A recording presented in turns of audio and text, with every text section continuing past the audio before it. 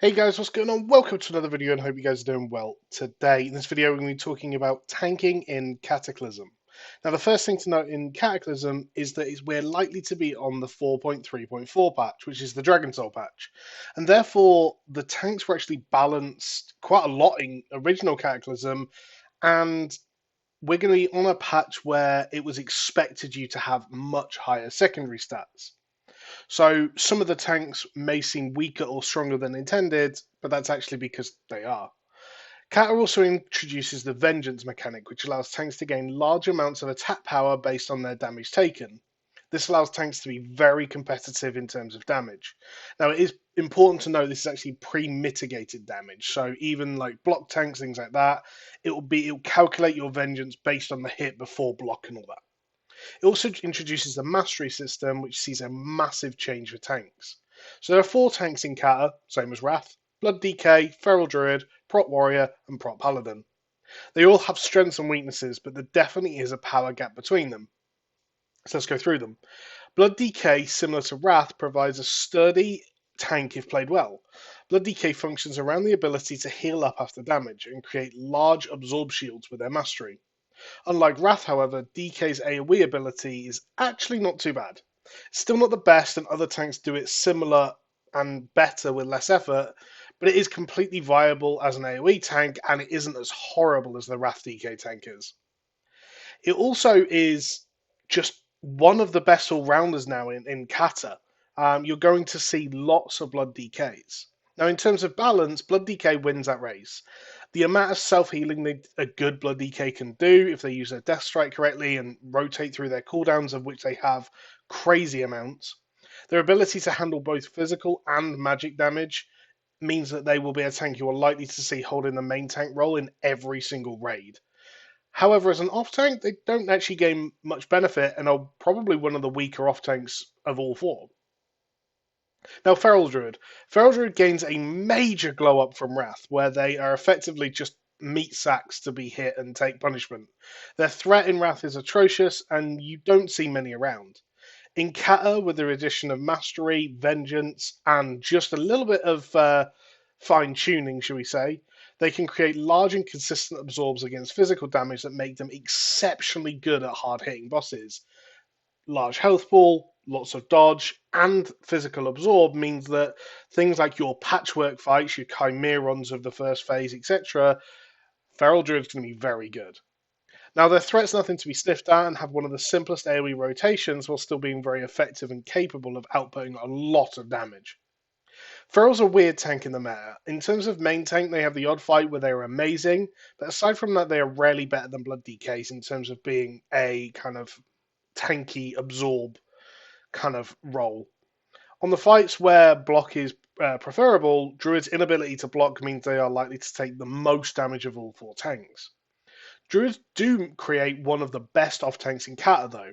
Their ability to switch into Cat and maintain bleeds and pump damage remains, and it's incredibly viable. You can switch into Cat as an off tank, Tiger's Fury, Rip, Rake, Mangle, all that good stuff, and you'll be able to maintain that for a good chunk of the fight, and you do incredible amounts of damage.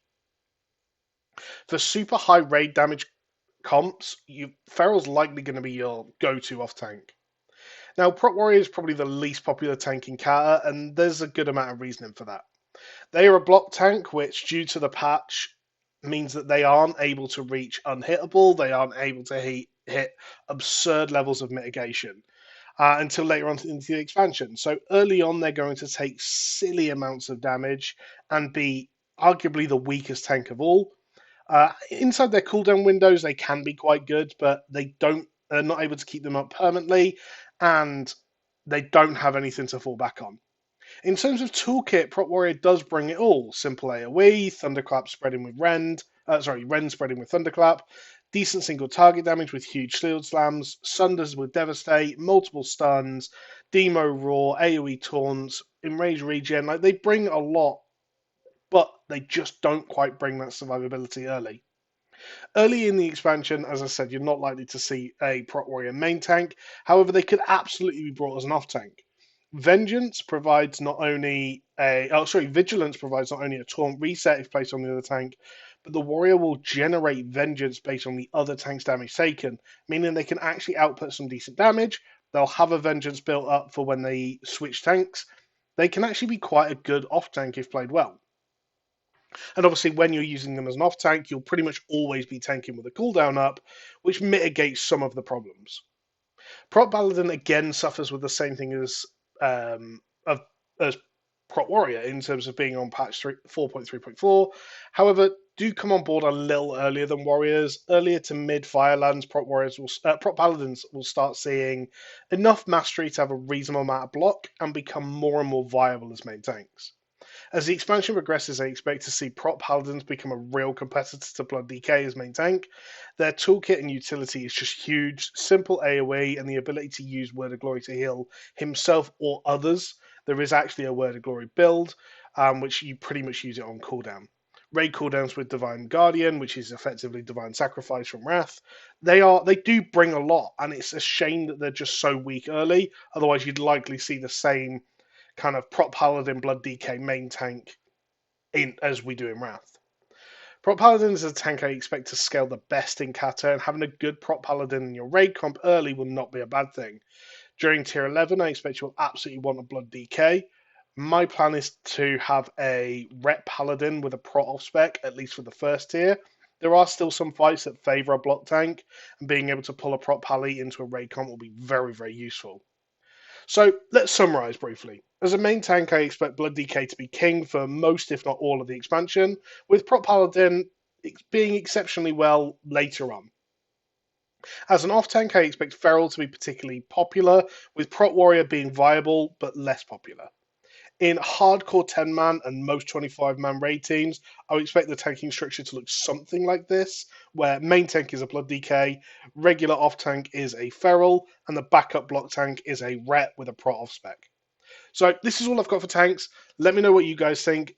Do you agree with what I've said so far? Has your experience been similar? Are you looking forward to tanking in Kata? All them comments, I'm looking forward to hearing them. So thanks for watching, guys. Catch you later.